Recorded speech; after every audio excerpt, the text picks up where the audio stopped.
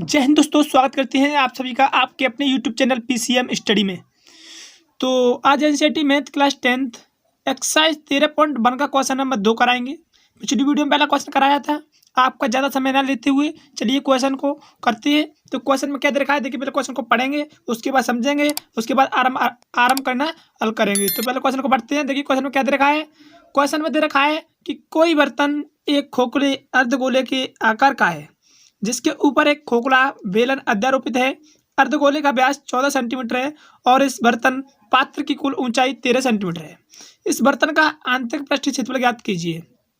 ठीक है, यहाँ पर देखिए, यहाँ पर एक अर्धगोला है, आधा गोला है, उसके ऊपर एक खोखला बेलनाकार जो कोई पात्र है, कोई यानी कोई बर्तन है, उसके ऊपर अध्यारोपित है यानी कि रखा है। तो उस पूरे की जो अर्धगोला है, और यहाँ पर मैं चित्र बना के समझाऊंगा। देखिए ऐसे समझ में नहीं आएगा आपके, मैं आपको यहाँ पर चित्र बना के समझाता हूँ। देखिए मैंने यहाँ पे चित्र बनाया, ये चित्र को ध्यान से समझिएगा। ये तो कह रहा था ये अर्धगोला है हमारा, ठीक है, यहाँ तक एक अर्धगोला है और इसके ऊपर एक बेलनाकार एक पात्र है, वो हमारा अध्यारोपित है। इस बेलन के ऊपर, सॉरी, इस गोले के ऊपर, अर्धगोले के ऊपर एक बेलनाकार जो कोई बर्तन है वो रखा हुआ है। ठीक है, इस पूरे की ऊंचाई है वो दे रखी है 13 सेंटीमीटर। तो यहाँ की इसके व्यास था, यहाँ से यहाँ तक व्यास था, वो दे रखा था मैं 14 सेंटीमीटर। लेकिन मुझे इसकी त्रिज्या मालूम पड़ गई, यहाँ से इस केंद्र से यहाँ तक की 7 सेंटीमीटर। ठीक है, यहाँ इस केंद्र से यहाँ तक की दूरी इसकी त्रिज्या मालूम पड़ गई मुझे 7 सेंटीमीटर। उस केंद्र से यहाँ तक मैं को डालूँ तो ये भी तो हमारी 7 सेंटीमीटर होगी, क्योंकि ये भी तो केंद्र से ही गया है।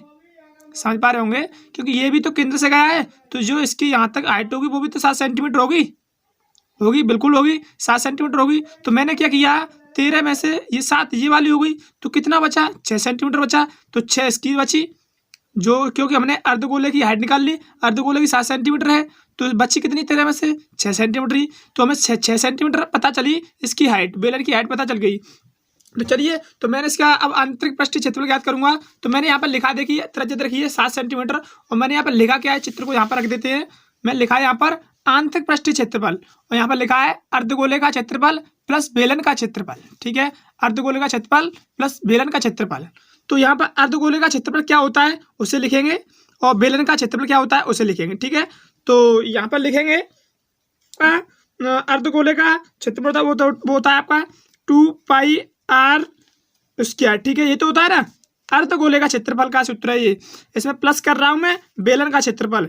बेलन का क्षेत्रफल कितना होता है, वो होता है आपका 2πrh। ठीक है, 2πrh यही तो होता है। ये दोनों सूत्र मैं पिछली वीडियो में करा चुका हूँ। सूत्र आपको आपकी प्लेलिस्ट में जाकर वीडियो देख लीजिएगा, इसके सारे सूत्र मैं करा चुका हूँ, और नहीं किए होंगे तो यहाँ पर भी मैं लिख रहा हूँ, इनको समझिएगा। ठीक है, तो यहाँ पर अर्धगोले का सूत्र होता है वो होता है 2πr स्क्वायर, और बेलन का क्षेत्रफल का सूत्र होता है वो होता है 2πrh। ठीक है, इसकी वैल्यू रखेंगे तो क्या होगा, 2 गुणित पाई की वैल्यू रखेंगे 22/7। त्रिज्या कितनी है, देखिए यहाँ पर त्रिज्या तो मैं निकाली है 7 सेंटीमीटर का, व्यास दे रखा था मैं 14 सेंटीमीटर, इसकी त्रिज्या होगी 7 सेंटीमीटर। ठीक है, तो 7 गुणित 7 2 बार है, इसलिए 7 लिखा मैंने। अब प्लस, अब क्या करेंगे, अब 2 है, 2 जैसे का तैसा, पाई की वैल्यू आएंगे 22/7 गुणित त्रिज्या कितनी है, त्रिज्या तो दोनों की समान रहेगी, बेलन की त्रिज्या भी इतनी रहेगी और इस अर्धगोले की त्रिज्या भी समान रहेगी, क्योंकि इस केंद्र तो दोनों का एक ही बन रहा है ना। हाँ, तो इसकी त्रिज्या समान रहेगी, त्रिज्या क्या होगी 7 होगी, और इसकी हाइट कितनी है, हाइट बेलन की हाइट निकाली थी मैं 6 सेंटीमीटर, तो बेलन की हाइट लगा देंगे 6 सेंटीमीटर। ठीक है, 6 सेंटीमीटर। अब करेंगे सल, तो यहाँ मैं 7 से 7 को काट दे रहा हूँ, और क्या कट रहा है, ये 7 से ये कट रहा है, और क्या कट रहा है, इसमें जो कट रहा है उसे काट लीजिएगा, और कुछ नहीं कट रहा। तो अब करेंगे इसे हल। ठीक है, तो इसे हल करेंगे तो क्या होगा, देखिएगा 22 से गुणा 2 में करूँगा तो ये हो जाएगा मेरा 44, गुणित में क्या बचा 7 बचा, प्लस इधर क्या बचा 22 से गुणा 2 में करूँगा तो ये हो जाएगा मेरा 44 गुणित 6 जी बचा। अब 44 से गुणा 7 में करूँगा तो ये हो जाएगा मेरा 308। ठीक है, प्लस 44 का 6 में करूँगा तो ये हो जाएगा मेरा कितना 264 हो जाएगा।